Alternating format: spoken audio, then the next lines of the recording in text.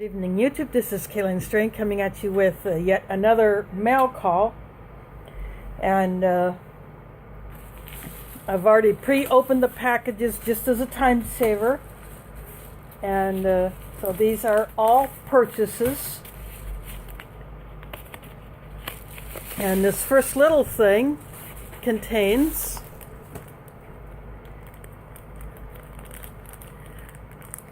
a selection of mercury dimes. There are 12 of them in here. So different years, different conditions. So these are part of my silver collection. And these mercury dimes, it's a good denomination to have because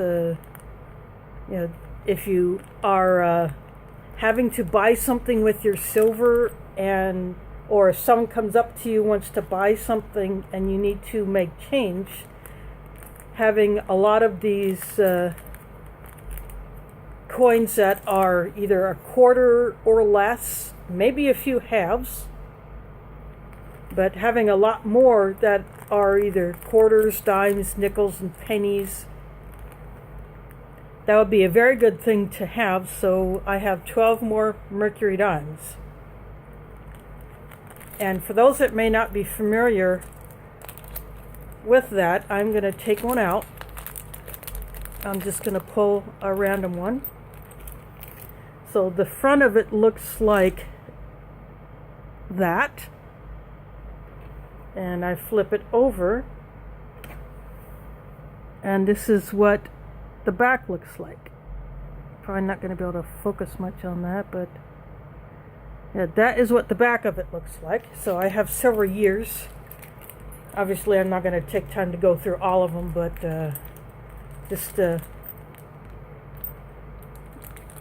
these are one of my favorite dimes. Yeah, aside from the barber dime. I don't have very many of those. I wouldn't mind having some more of those, but these ones they call mercury dimes, along with the silver Roosevelt dimes, very good to have. So that's the first item. And then the next item, a big envelope for such a tiny little thing.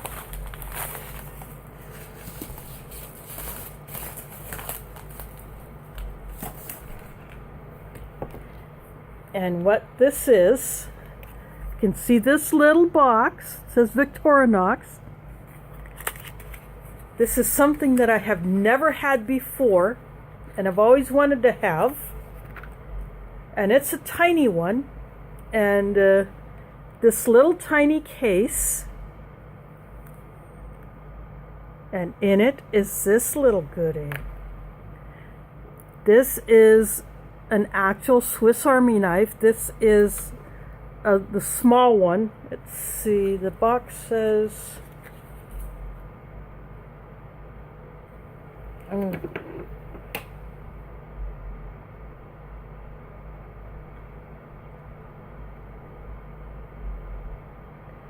it's the classic. So this is the classic, and it has a toothpick there, the plastic toothpick, and you can buy replacements for these. A couple years ago I bought some replacements for a knockoff that I had, and I sent that as part of a prize. That one, when I got it, it did not have the toothpick, so I bought a lot of 3, and it has the tweezers.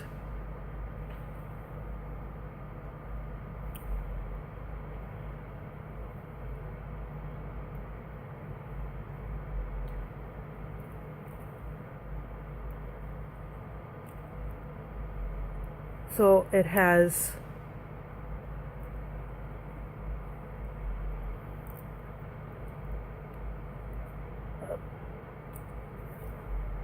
both of them came out at once. Okay, there is the blade. Or no, there's the file, but it only has it's just rough on one side. And here is the actual blade, very sharp. on that side. Here's a little key ring. And on this side, it's very small, so this is a great little pocket, something to throw in your pocket.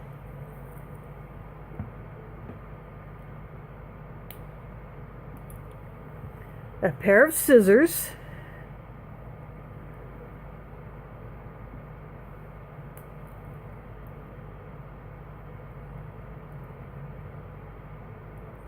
And the tips on the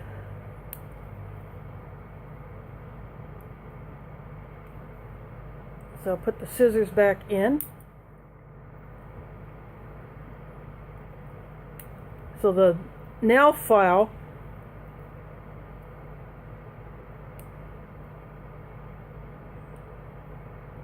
has a little screwdriver bit right, oops, there we go.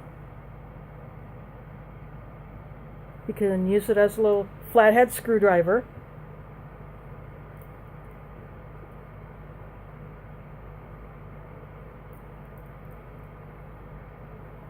And then, of course, there's a little key ring. And so this pink lanyard that I got from Old Smoky, I'm going to put that right on here because, because this thing is so small, I want to have a little extra to grab onto.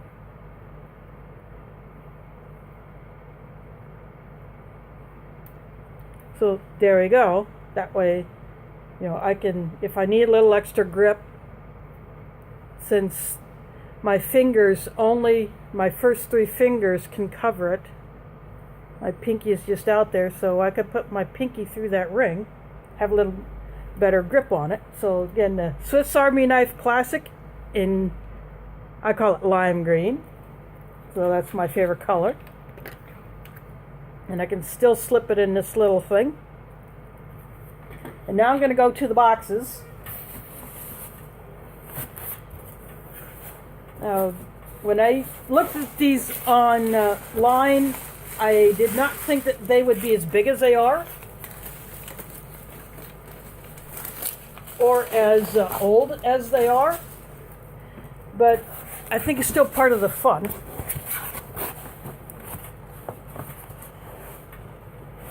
I'm just going to go ahead and take these out of the box and drop the box. One box is in a lot worse condition than the other and was missing the instructions and the top foam cover. But this is a very old Midland 5-watt 3-channel CB radio. They did not come with the power cords, but I tested the power cord that connects to my ham radio charging base, and it does work, so it does power them. And it is actually inside of this case, which you can take off to insert or change batteries. There are no batteries in there, but it takes regular AA's or rechargeable AA's. It says NiCad batteries. I don't know if lithium ions would work in here. I do not have any of those. In fact, I don't have any rechargeable AA's, but I would like to get both kinds and test them both in here. But again, this is only a 3-channel, but if I can find crystals, because these use crystals to add other channels. Of course, I went to get a full 40-channel CB radio, but if worse comes to worse, if this is all that I have, I can give one to a partner and we can still communicate. And of course, this will not fit in my Faraday cage. I'll have to build a bigger one, but I actually might put one of these in a Faraday cage. I'll just have to get a bigger container. But it even has a battery check light on here. But it's got squelch, it got 2 power settings, it's got volume, switch between the 3 channels, but and a super long antenna. I'm backing up.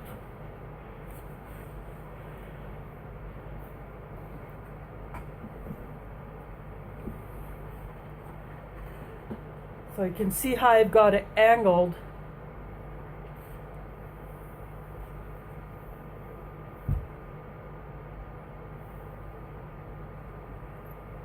And there's the top of the antenna. There are 13 segments in this antenna. And you can, if you're in a confined space, shorten it up. But you get best reception when you pull it out all the way. But again, this is Midland. This is a long time brand.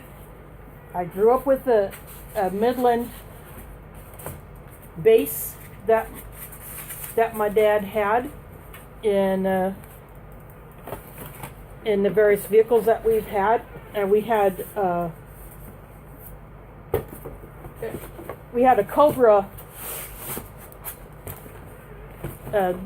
automobile model CB, but the home base one was a Midland, and I have a Midland weather radio, a handheld. So, and if I can find crystals, I couldn't find them on eBay, but I'm going to try to get a hold of a power cable that I can dedicate specifically for these. I will. But again, CB radio, unlike ham, you do not have to have a license. Years ago, when these were first produced, you had to have a license. But then inserts were put into the box, and this box has the insert that says you no longer have to have a license to be a CB operator. But having several forms of communication, very important. So I'm just going to slide these here, and now I will open my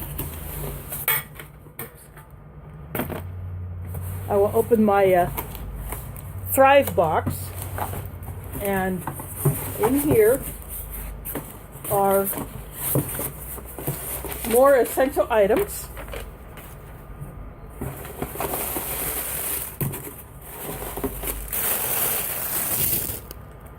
And what I have here is another pack of these moisture absorbers. These are not oxygen absorbers. What they do is they draw moisture out of a container. And what I have been doing is putting them in my buckets so that in the event there is moisture in them, I can draw that out. And even though the food inside is in Mylar bags, or some might be in the food saver bags, but mostly in the Mylar bags like this, it will dry out any moisture that may be in the bucket. That way, if the bucket is exposed to moisture, then there's less chance of any mold growing inside it, even with the seal. But there are 10 of these.